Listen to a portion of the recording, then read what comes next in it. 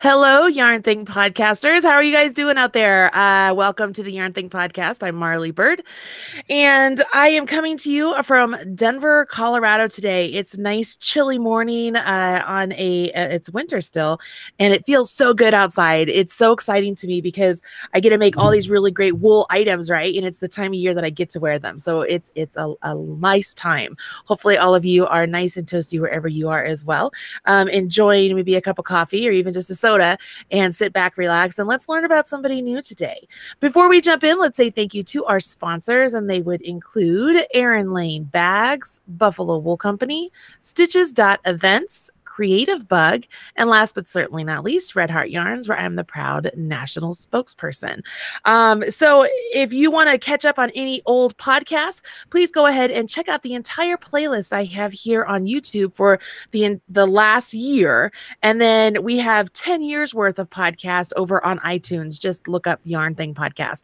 Yes, that means we're entering our 12th year of this podcast. So there's a lot of content out there for you. I will let you know in the very beginnings, the sound was not really great, and there were a lot more technical difficulties than I would have wanted. But you know what? You have to go with the flow sometime. I'm a one-man team when it comes to this stuff. So there you have it. I'm going to say, if you want to check out the sponsors, go to marleybird.com, click on the podcast menu, and you'll see where there are an option for the sponsors.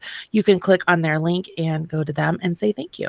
So today's guest is a person I've been following for quite a while, and I was excited when Caitlin scheduled her for the podcast because I've wanted to learn more about her, and it's nice to know that she's coming on the show. We're going to talk about how she got started, what her interest is as far as what she likes to knit, and we're also going to talk about her brand new book, Seamless Knit Sweaters, in 2 weeks. That's about right. It's about the time frame I have to knit sweaters all the time. And I am talking about Marie Greene. So we're going to say, hello, Marie. How are you? Hello. It's so nice to be here. I'm doing really well. Thank you. Oh, good. I'm glad. Where are you located? I'm in Salem, Oregon. So nice. It's winter here too, though. Yeah, I love Oregon. John and I have been talking about moving to the Pacific Northwest area after the kids all get in college. So we'll see how that all pans out. But I love it. That's a great idea. I have family in Denver area, and I have to say, I prefer this. The weather here is so nice. Yeah, Denver's pretty great. So you and I were talking briefly at the beginning, and we've never met before, and I actually don't know a ton about you other than what I've read on the blog or seen on Instagram. So I'm just going to jump in and say, so tell me about yourself. Sorry, we had just a little lag in the video. So did you say to tell you about myself? I did. I caught just the last. Okay, good. So yeah, like you said, I'm a knitwear designer, and I live in the Pacific Northwest. I've been knitting since I was a little girl. I was taught by my grandmother. And so I'm really fortunate that I've had this gift of knitting with me my whole life, and that's pretty awesome. And I'm a full-time designer and author, and this is my life. Like, I pretty much live, eat, breathe, sleep yarn fumes constantly. That's all I do. I totally understand. When your grandma taught you, were you obsessed right away? I really was. And I think that she saw in me I had these nimble little fingers, and I liked to cross stitch and to hand sew and do little things like that. And I did little crafty things in 4-H when I was small. And I think she had been knitting for most of her life, and it was a really big part of her creative outlet. And when she taught me, she really believed that knitting was like going to go away, that there weren't going to be any more knitters in the world. Really? And she was like, I have to teach you this so that you'll teach people so that it will continue. Because I don't think she knew other knitters either, really. Okay. Yeah. So I pretty much just, she taught me, and I never stopped. I was obsessed, and I was knitting. I mean, she taught me on size 2 tiny double point needles, knitting Barbie raglan sweaters and like Barbie twin sets, and baby booties for babies. There were no babies in my life, but I knew how to make baby booties, things like that. But I was obsessed immediately. I literally picked up needles and never put them down. Oh my gosh. So when you grew up and decided what kind of career you wanted to have, did you think to yourself, I'm going to be a knitwear designer? Like, you kind of take me the path of how you got to where you are now. And I completely can agree about the whole yarn fume thing. Like, it's a thing. Like, I love it. It is a thing. I knew you could relate. I didn't think I was going to grow up and be a knitwear designer. I didn't even know that was a job, to be honest with you. Until I really started doing it, I didn't think that it would be.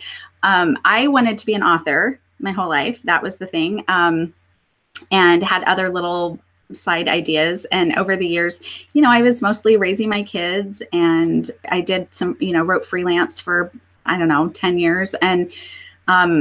And then as they got older and I started getting out and working more, I was doing more like project management and finance and things like that. And it wasn't until I moved to the Pacific Northwest when I started just kind of dabbling, like for fun, working in a yarn shop part-time, just to, have something to do, because I still was working project management, but I was doing it online. And so I would wear things that I had knit for myself and designed. But I wouldn't have called it designed. I just made up a sweater and wore it. And customers kept asking me for patterns. And that's really how I got started. And it's so obscure because I didn't even know, I never considered that in a million years. And even when I started writing down patterns and, for other people to knit, I had no idea this would take over my life and become my full-time job. I had no idea. Yeah. So about what time frame was that? And then did you have a blog prior to working at the yarn shop, or how did you morph into that? Because there are people out there, believe it or not, who are probably experiencing the same thing you are back at the beginning. Maybe they're at a yarn shop or they're somewhere. Their friends are like, you need to write these patterns. You need to, I love it when you need to sell your sweaters. And I'm like, oh my gosh, nobody could afford to buy my sweater, Exactly. So when was this? And then how did the blog and everything kind of come into play, which works out perfect if you want to be an author? It does. Yeah. And I've actually blogged for years. In fact, I'm still in touch with people that I met through my previous blog that was more like a universal crafty blog, like cooking and knitting and sewing and kind of everything. But with Olive Knits, I started that in 2014. Okay. And honestly, even, people, like, I didn't know it was going to even be a business when I got the website going and the blog and everything. I was still just thinking this was sort of a little hobby. So I wasn't really thinking about long-term anything. And I'm a workaholic. I love it. Really, I just throw myself into whatever I'm doing. And so I couldn't help myself. It's like once that momentum started, I could not stop. And so it grew really fast. And so that's, it's 2019. So it hasn't even been that long. And I would say the last 2.5 or 3 years I've done this full time.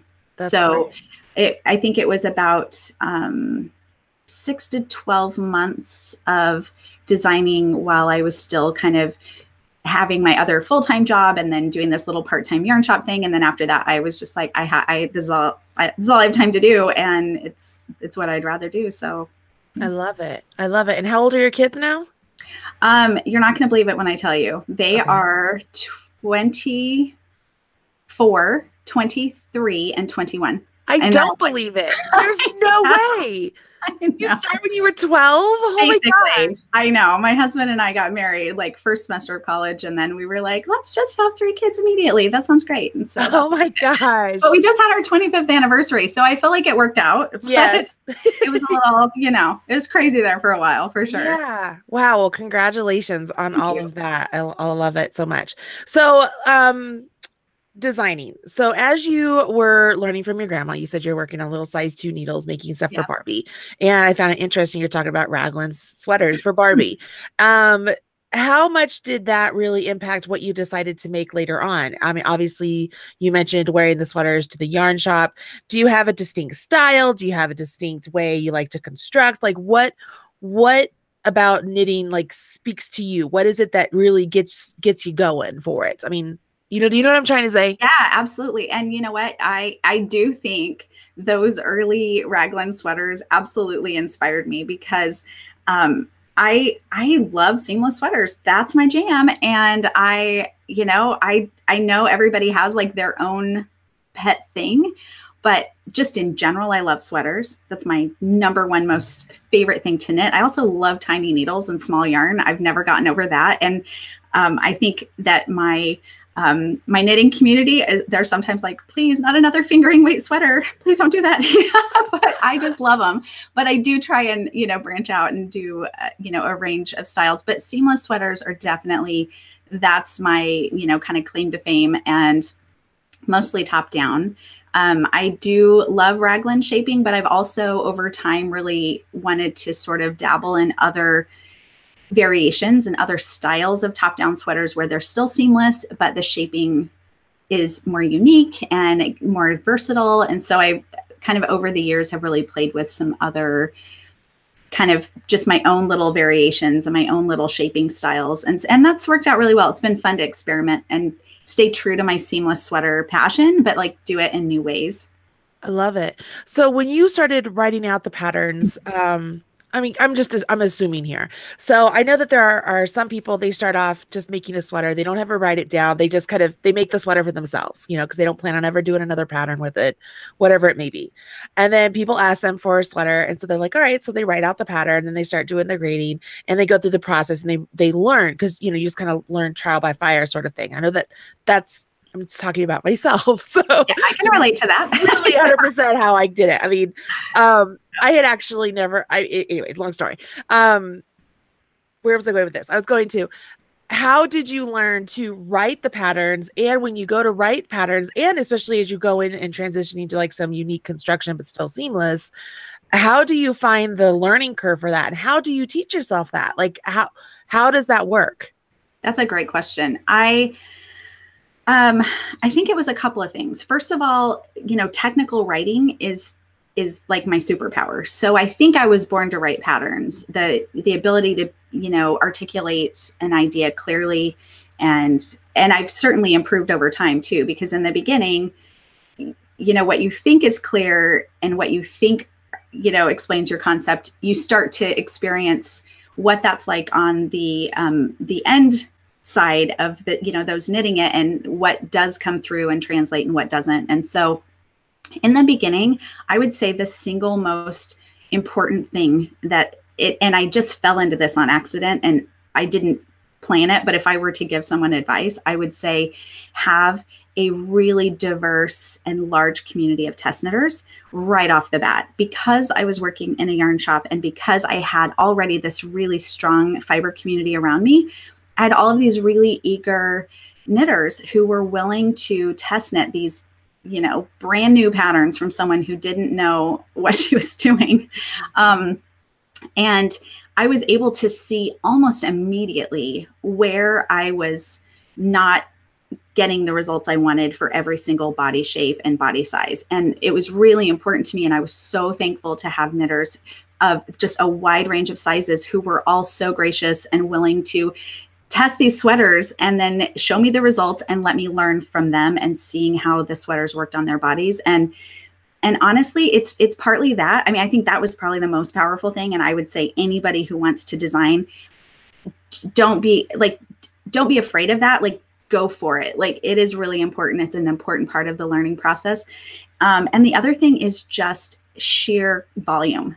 I have designed so many sweaters. I knit sweaters constantly. And I think just that constant doing has allowed me to really internalize almost like this sweater thinking process and sweater math. Like, I almost think in sweater math now.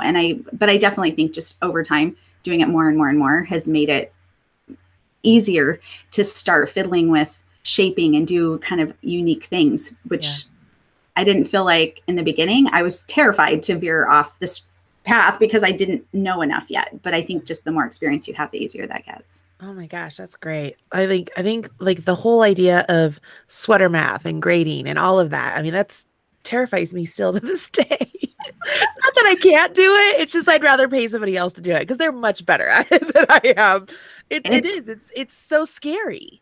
It is. And I do love the spreadsheet part. And part of that experience I had with like hospital finance project management, that sort of helped me discover that I do love that kind of weird technical part. And I think that's why design has been pretty powerful for me as a business, because I don't consider myself highly artistic. I think I'm more technical, and I just happen to also have what I think is a good eye for like balance and things like that. So those things are why I think sweater design has been really perfect for me.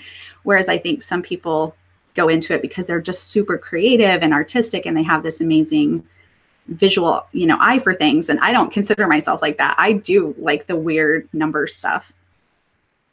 Oh my gosh. I think that's awesome. I love it. I love it. I love it. Like I was looking through some of your Ravelry patterns, like your patterns on Ravelry, Yeah. because I mean, I think that's the easiest way sometimes to find Yeah. patterns because they're all right there, right? And Yeah. I'm just like, wow, these are so beautiful, and your aesthetic is so spot on, and not only just in the style of the sweater, but the way you do your photography, everything together.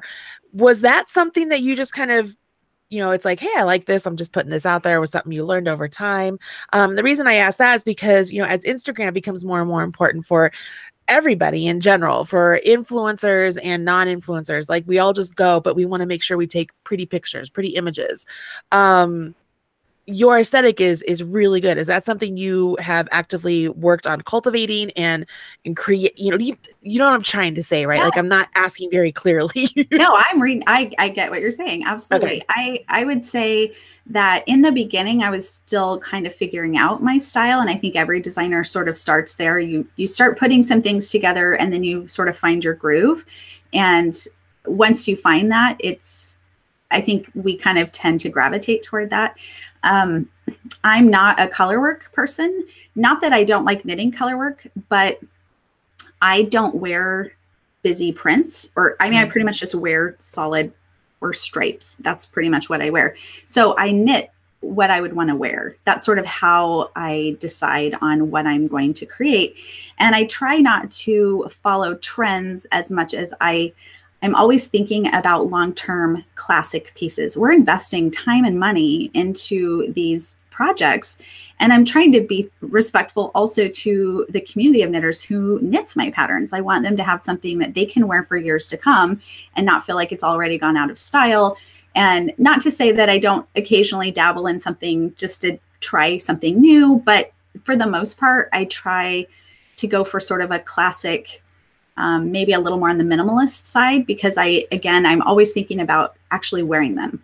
I want them to be fun to knit, but I want to know that I'm going to wear it. And I want the people who knit it to wear it, because that's like the ultimate joy, right? You have the joy of picking the yarn, and then you have the joy of knitting the thing, and then you get to wear it forever. And that's sort of that final frontier. And that's always really important to me. So when it comes to my aesthetic, I don't know. I don't know if even now, if I've totally figured out what that is, but I definitely veer toward kind of a more minimalist kind of classic style. Yeah, I would definitely call it classic. Definitely something that timeless, traditional, but with a flair. Does that make sense? I mean, does that work? Yeah, like little modern details, Yeah, like modern shaping and things like that. Yeah, absolutely. That's I love it. That's what I'm going for. So I'm glad that translates. Hey, it's spot on. You're doing it great. You're doing a great job. When it comes to your patterns, there are some people in the chat room that are commenting that your patterns are very well written. Your sweater math is good, and that you do tutorials for them. So let's speak to the person who maybe has never heard of you before, who is saying, you know what, I'm interested in making these sweaters. There's a couple really beautiful ones. What could they expect from a pattern from you, from Olive Knits? From Olive Knits. I really, especially as I've gotten further into the design process, I would say my early patterns, I was still, well, you know how you were talking about at the beginning about your early podcast episodes and like the audio wasn't great. Okay. So it's like that. My early patterns, I'm like, well, I didn't quite have my pattern writing, where I think where it is now. Yeah. So definitely in my more recent patterns, you'll find lots of stitch count check-ins. I think that's super important, because as you're knitting along, it's easy to feel a little like you're, wandering around in the dark. And so my goal is always to help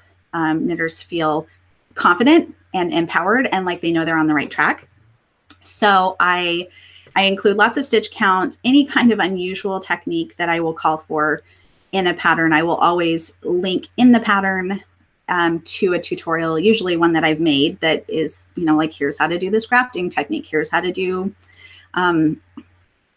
attach this pocket, whatever, things like that. And so I try to create a lot of extra resources. And I do that not only through the individual patterns, but even just on my website.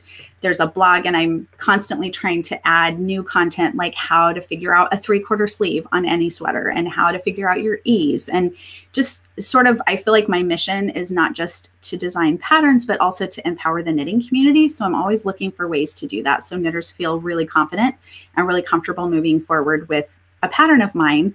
And then on top of that, then I've also created an online community where they can have more support with other people who are knitting the same things and, you know, asking questions and did this yarn work for you? And how did this go? And so I think that's sort of a universal support system that I try and create through the work that I put out, but definitely starts with a really clear pattern that's got, you know, sizing that spans a range of body shapes. And usually I think with top-down seamless sweaters, they're also kind of easy to modify. And I think that's really nice for people that need more length in the body or, you know, more room in the arms, things like that. Cool. I love it.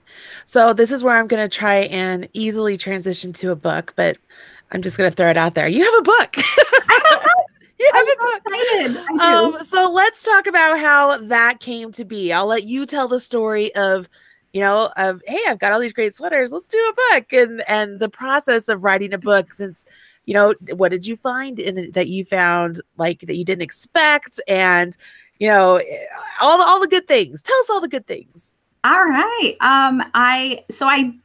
Here's what's crazy. So I told you I've my whole life wanted to be an author. That's literally my sole dream in life. And I imagined that someday I would finally sit down, write a book, start, you know, sending query letters to publishers and begging someone, please publish my book. And a couple of years ago, or let's see, gosh, this has been such a whirlwind. I think it was last year. Oh yeah, it was the beginning of last year. Or even the year before in the fall, I was thinking next year, which was 2018, I want to write a book. This is the year I feel like it's time. And I just assumed I'll self-publish, I'll beg someone, like, I don't know. And I just had that thought in my head and started kind of saying it to just my friends. And in January of last year, I was sitting at Starbucks with my laptop and a couple of other entrepreneur friends, like just so we could get out of the house once in a while, sit and work together. Totally. And I got an email that popped up that said book offer and then the name of the publishing company. And I thought it was spam. I was just like, what? Yeah. And I couldn't believe it. The publisher came to me. I was so stunned, and they were like, we want you to write a book, and here's this insanely short timeline, and by the way, have 20 sweater patterns in it and turn it in, you know, 3.5 months, ready to go. It was crazy. The timeline was insane. I think from the day they contacted me and until like the day it was submitted, with, you know, a month in there for a contract and everything, I think it was like 5 months. It was bananas. And definitely, I was so thrilled, honestly. In fact, I'm already working on a second book with the same publisher. So the first book's coming out next month, and the second book will be out later later this same year. But it was insane. It was so exhausting and so much work. I love, like I said, I'm a workaholic, and I love to pile on all the things, but I will say I already had all these previous design commitments at the same time. And I had to obviously fulfill my existing commitments and existing travel commitments while also doing the book. And it was bananas, but I sort of skidded into the finish line and caught my breath and just thought, wow, this is crazy. And right when it was off to the copy editor, they emailed me and said, book 2. And I was like, oh my gosh. I was thinking, oh, I'll take some time to breathe, and then I'll think about another book. And I just realized that's not how it works. Just strike while the fire's hot. So that's exactly it. You know, and I think that most of the most successful people in our industry work that way. It's just like the deadlines are asinine, but you have to do it. Like, you just have to do it. After the show, I'll tell you one of my deadlines sometime, but I would love to hear it. I think you're right. I think this is just how it works. It's constantly the most insane deadlines. Right. Cause you feel like if you say no, what if they don't come back? And it's a hard thing to say no. I've had to say no recently to a couple things that I never in a million years thought I would have to do or be okay with doing. But it's like at some point in time, it was my husband actually. He's like, there's no more time in the day. Like you literally cannot do any more. So you have to say no. And so I try to make that clear to whoever it is, but there is this internal fear of, but what if they don't come back? So I get you, but here's the cool thing about your publisher is they saw how great this book is and they came to you right away because they're like, oh no, we're not letting her get away. We're going to have her do another one really quickly. So that's a really great thing, Marie. Well, thank you. I was floored. I'm still every day. I'm like, pinch me. Is this real life? It doesn't. And probably until I get the book in my hands. Right now, this is all I have. I have my little like pre-order card, and I'm just like holding on to it for dear life. I don't think it'll feel real till I actually see the book, and even then, it's so surreal. Even with all the work that I did to make it happen, it's still. I can't believe it. It's amazing. It really is. Beautiful. So because neither of us have the book, why don't you tell us about some of the designs that are in it or what you can tell us, or do you have the patterns with you? Are you able to show us? Yeah, I have some sweaters with me. So the concept of the book it was kind of inspired by my 4-day knit-alongs. And I think you had, I saw in the little question notes about that. So I think you probably knew about those, but a couple of years ago started this kind of on a fluke, not thinking it would be a thing. I just had a 4-day weekend and a sweater sample that needed to be finished, and I started and finished. And so I thought, you're a girl after my own heart, sweetheart. Like it's like we're the same person. That's amazing. You are speaking my language. I already knew I liked you. I just was like, well, and so I thought I'll just post on social media on Instagram that I'm going to knit this in 4 days.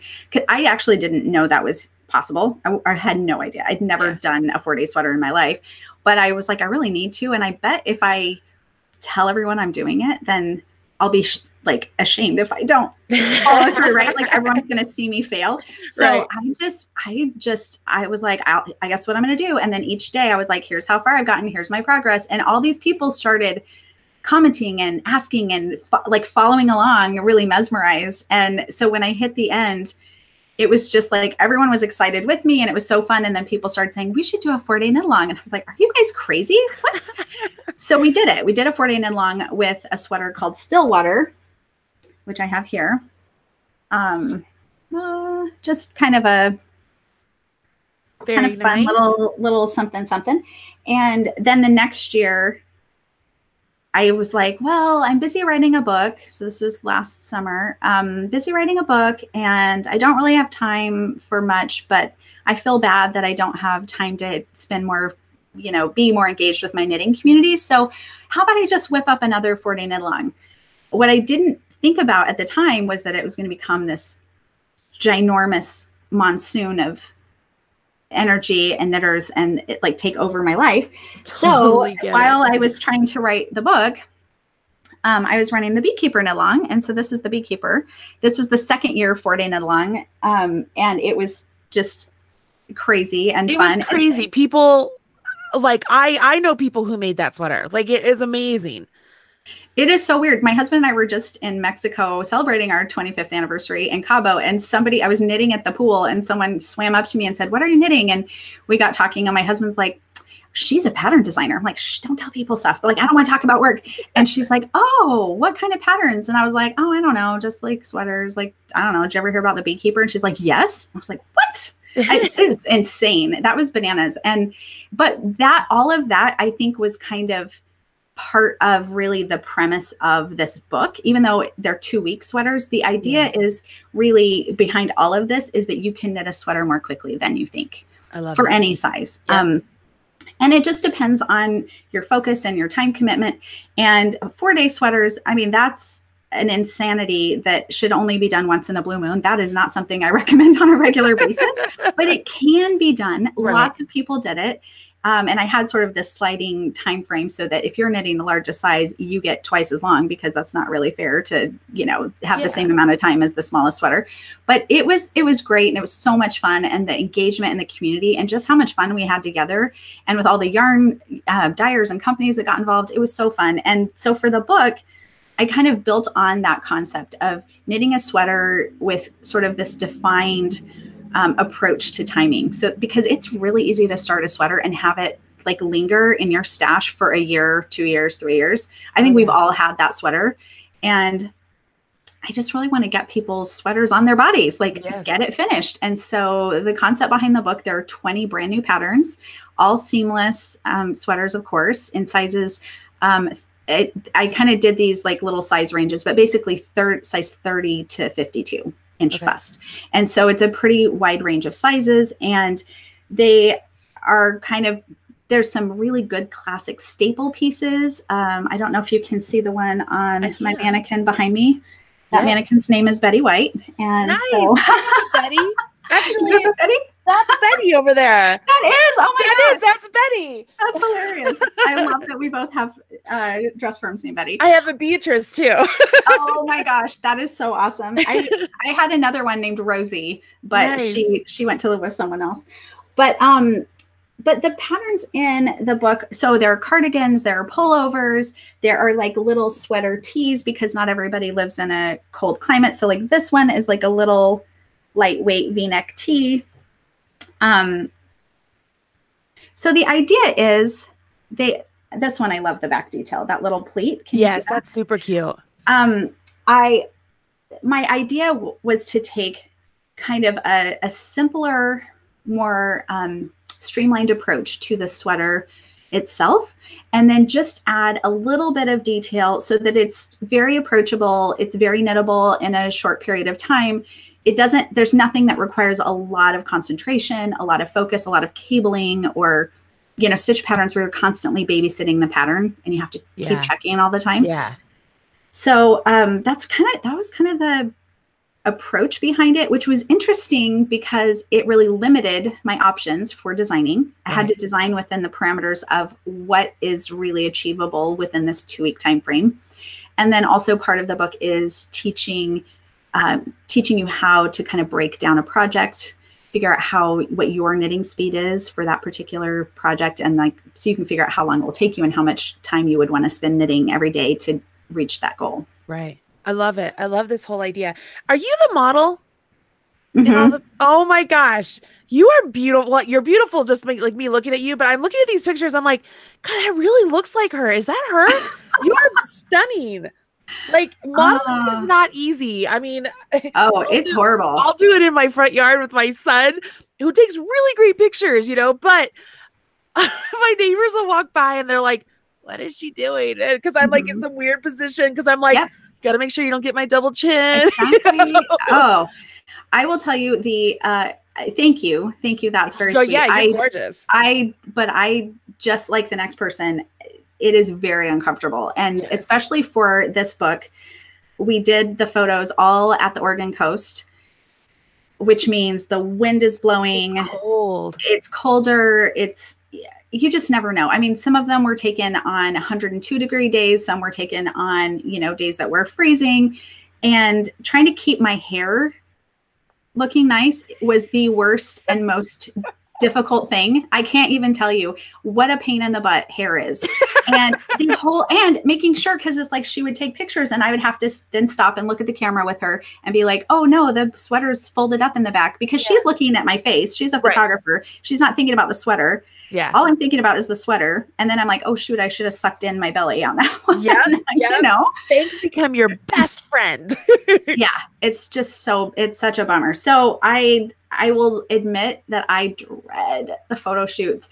And this time around for book 2, I was like, oh, let's get other models in. And it is so hard to even just get myself, the patterns, the samples, the photographer, the weather all lined up on the same day, but to actually bring in other people is that much harder. Oh yeah. And I just, as much as I don't want to be in the pictures myself, I also haven't had time to swing bringing in other people to do them instead. So Totally understand. It's necessity. That's exactly what I tell my husband, because I'll come upstairs and I'll have a couple pieces maybe I have done, but I hadn't photographed yet. And I'm like, I'm having a good hair day. I have a good makeup day. Let's go outside. It's like prime lighting right now. Let's do Mhm. this.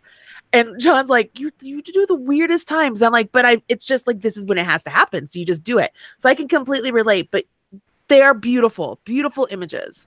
Thank you. There was so much behind the scenes. In fact, on my Instagram, back when we were doing the photo shoots, I posted, and I'll probably post this again when the book comes out, but there's a picture of me sitting on these like dark black rocks on the coast. The waves are crashing. I have this cute outfit on. I was feeling skinny that day. Hooray. But trying to keep my hair decent because it was blowing like crazy. I was wearing this crazy shower cap.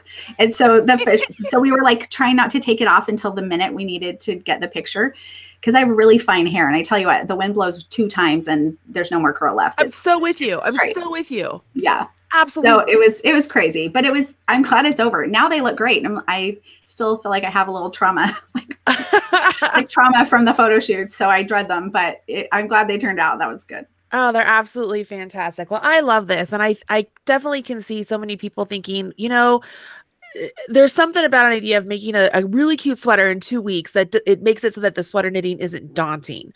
And the book is fabulously written. Just the little snippet that I have, I mean, I can look at the pattern and I'm like, it's beautiful. I would show you guys, but it's copyrighted, so I can't show you on screen. But it's very beautifully written, very easy to understand. The images, I love that.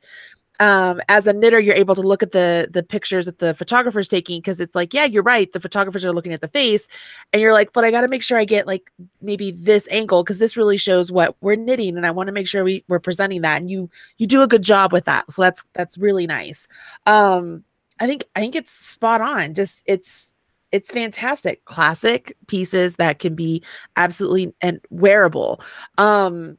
A couple of questions that were in the chat room. People are asking, are you using circular needles? And people are asking, what types of yarn are you using? Because you did reference a couple of the fingering weight yarns, but do you use some of the worsted weights? Like, how do you decide that? So let's start with those 2 questions first. Okay, so yes to circular needles. Even if it's a cardigan where you're knitting flat, I always use circular needles because I like the weight of the sweater to sit in my lap. Yeah. Not on my wrists. And when I was young and learned to knit, I learned with straights. And it was only later in life where I finally was like, I'll try these circular needles, fine. And then I was like, okay, I'm totally hooked. So yes to circular needles.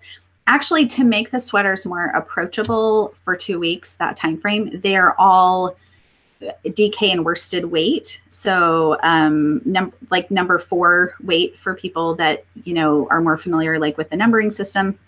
There are a couple that are a little bit heavier. There's one that's a little bit lighter, but they are in that range. So they're kind of more on like size 6, 7, 8, 9 needles, kind of things that are going to be a little bit more approachable and easier to do. They call for a range of yarns of companies that I work with a lot, like Skacel and the Fiber Company, and some independent dyers like Lolo Did It and Knitted Wit. And I'm trying to look at sweaters and think, Brooklyn Tweed and Woolfolk. But at the same time, knowing that everyone's yarn budget is different, they're pretty easy sweaters to, like, the yarn choices are pretty easy to use something else, like to gosh, the word's escaping me, but to substitute. What's the word? I need more coffee. I'm like, alternate that. Yeah. I'm like, what is the word? Substitute. Yeah. So, depending on what you have access to, if you have access to worsted weight yarn or DK weight yarn, you should definitely be able to find something in the book that you can use that yarn for.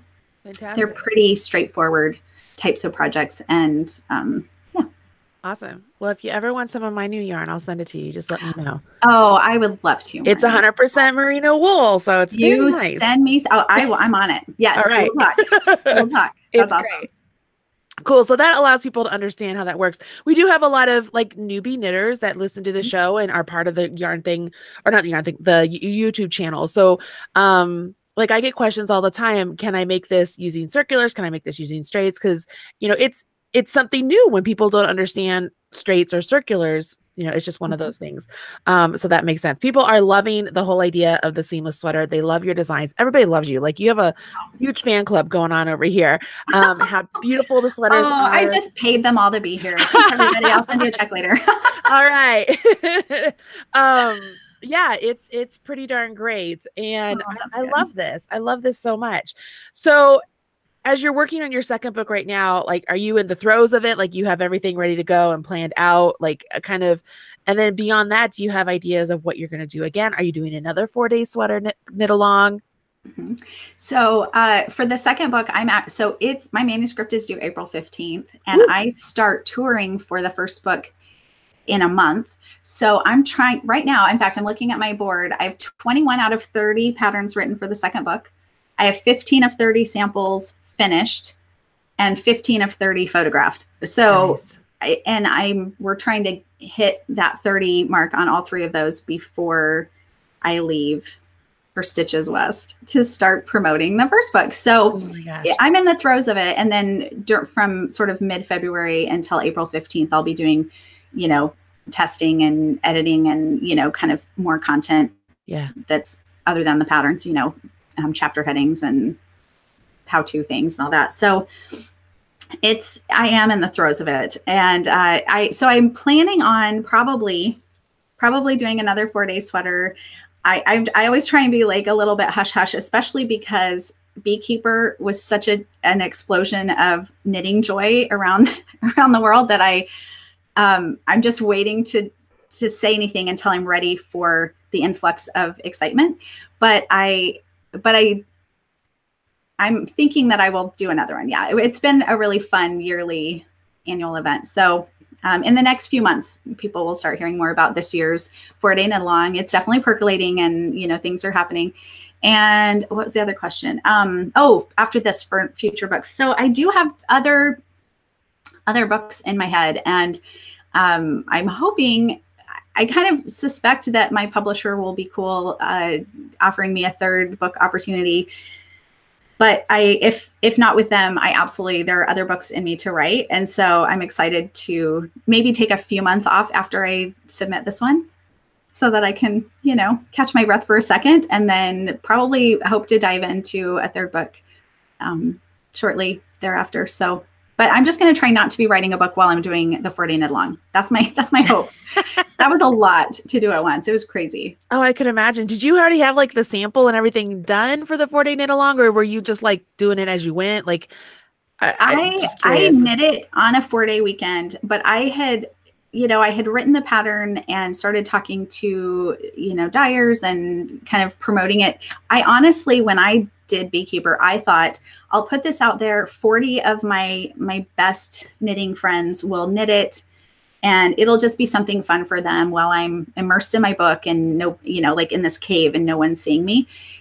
That didn't happen. And so I was like, oh, well, shoot, I wasn't really mentally prepared for the influx of excitement. So it was, I felt like I was kind of flying by the seat of my pants on that one, but I will not make that mistake again, because I did not have the infrastructure really for the amount of enthusiasm that happened around that sweater. So I'm, cautiously optimistic that hopefully the next one will be really fun and exciting as well. And I'll like have a good system in place well ahead of time so that we're ready for, all the knitters will be ready. Fantastic. I'm going to share something with you that helped me out a lot.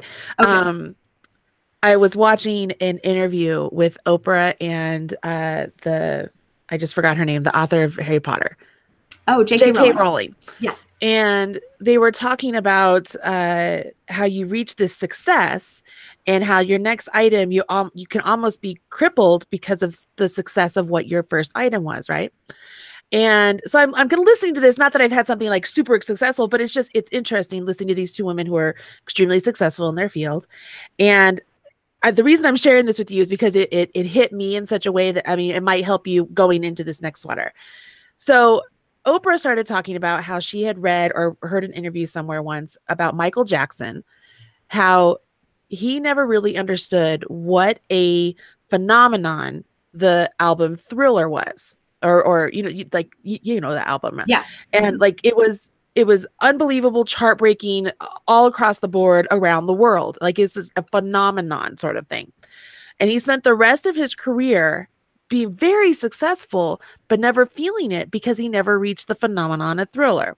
So rather than understanding that this was an anomaly, but everything else he was doing was still extremely successful, really wonderful, just because it didn't hit that mark for him, it wasn't good.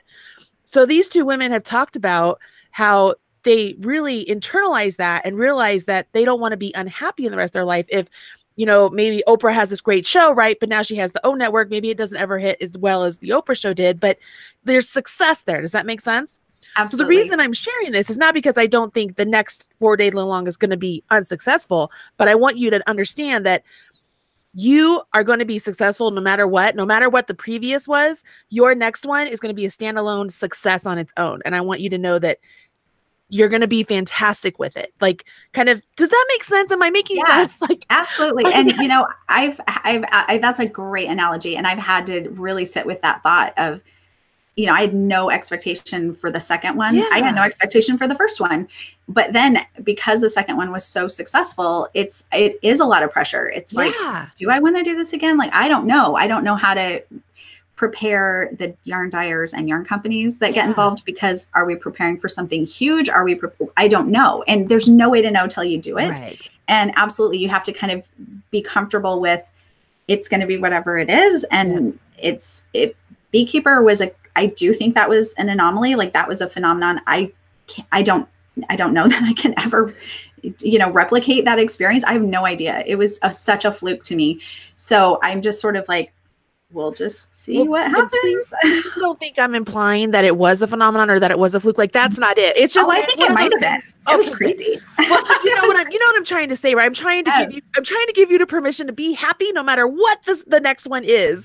Like, that's it. I am not implying that it's going to be worse or better or anything. I'm just, for whatever reason, it hit me in such a way that I was like, that makes so much sense. Like, I agree. To me, it just made so much sense. So I thought I would share that with you. Thank you. No, I absolutely agree. And I think that's something in this business, or any kind of business where you are sort of the face of your work. And, you know, as a designer and a writer, it's like, I feel so emotionally invested in every single product I launch, every single thing that I put forward. And obviously, you know, you have to get to a point where your work, like, you separate who you are and your worth from the thing you're putting out there. And it's funny, but that's why I named my business something that wasn't my name, because I knew how emotionally invested I would be anyway. And I needed like 1 degree of separation from, you know, so that it's like, this is Olive Knits. This is my business. This is the work that I do, but I'm Marie.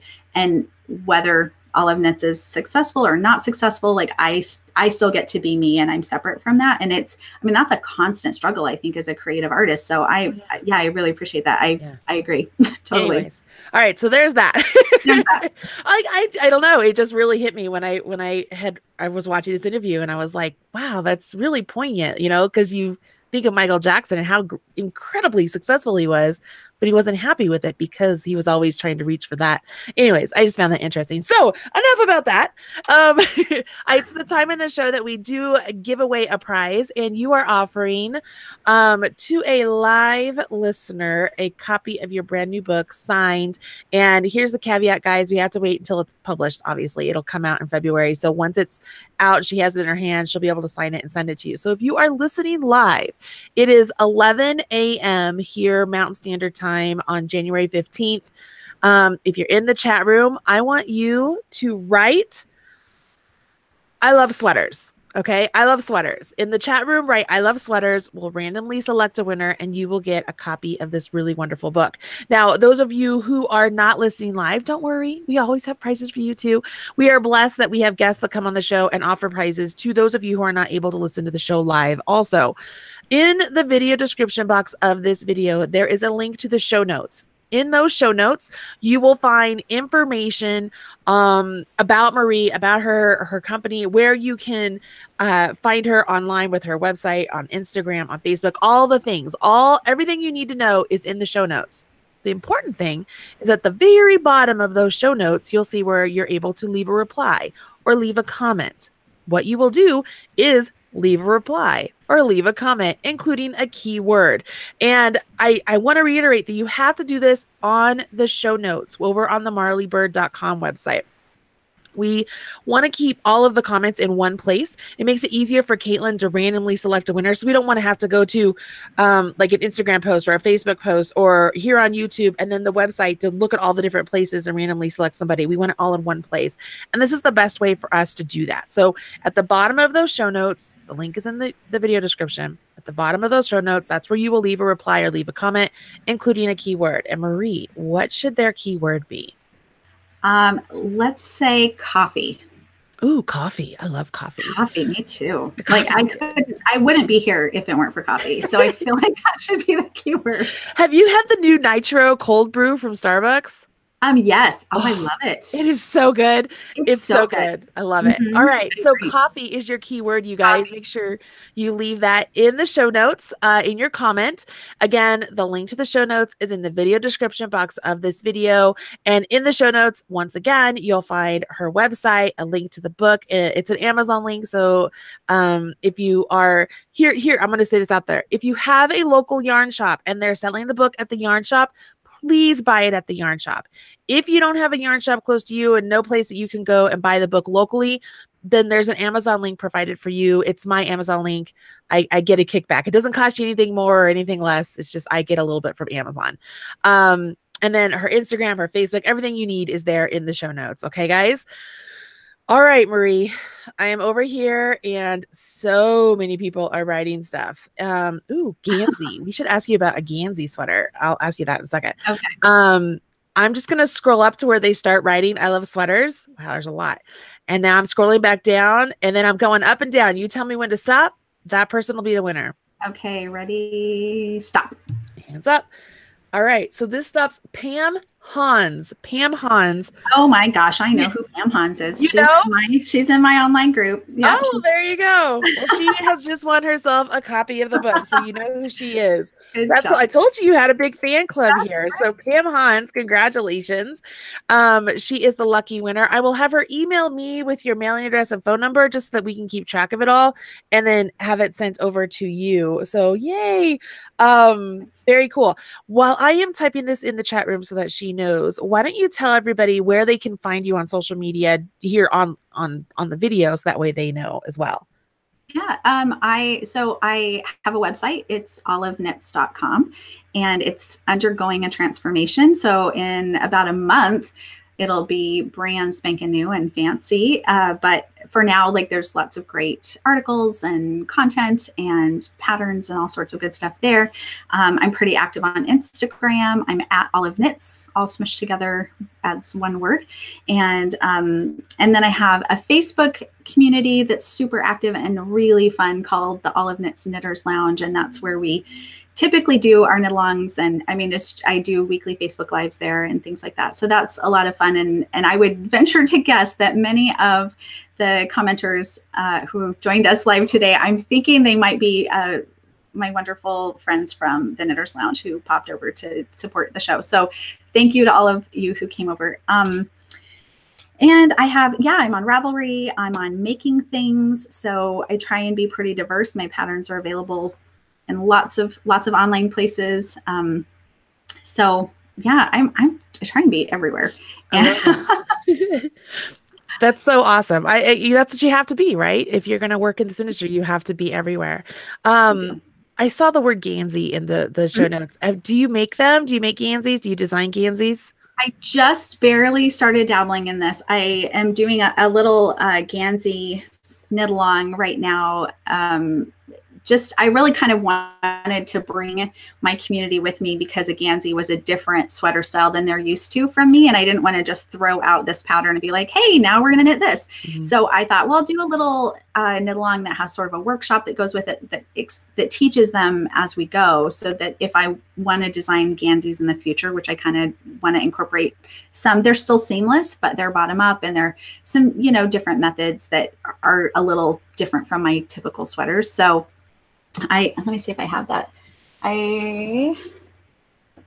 don't know if I have it next to me. I didn't know that we were going to talk about it. I know, sorry. It just, they brought it That's up and I'm okay. like, oh, I should ask. It's all cabley and fabulous and a lot of fun. And the knitters are doing a great job. They're all kind of around.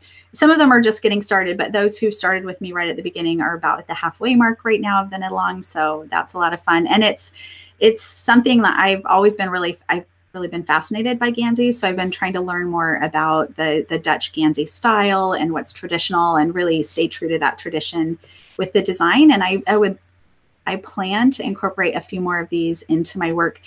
Not that I'm switching over completely. It's nice to do something a little different and shake things up. And it was kind of a fun new horizon for me to cross. And so it's been nice, and everyone's doing a great job with it. So fantastic. I love the picture on Instagram of the armpit yeah, that you posted. I'm like, that is so pretty. That was so sort of funny. that pretty was like armpit. yeah. I think that's how I won everyone over. I was like, do you want a beautiful sweater armpit? You should knit those. Because like that, every time I teach, because I travel and teach classes, and I know you travel a lot as well. Yeah.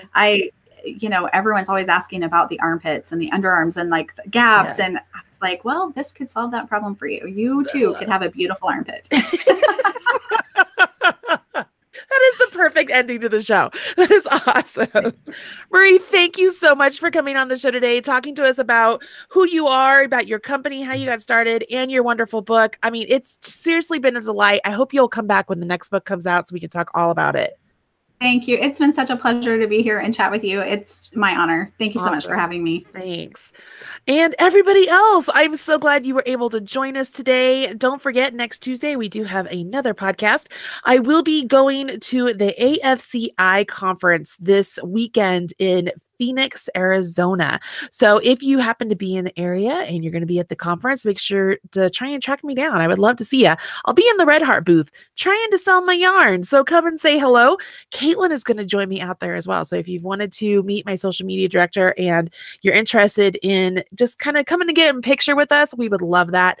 Again, that's AFCI in Phoenix, Arizona. I'll be there from the 18th through the 21st. So other than that, I will talk to you guys again soon. Thanks for tuning in. Don't forget to hit subscribe and smash that like button, and then go check out Olive Knits. Bye, guys.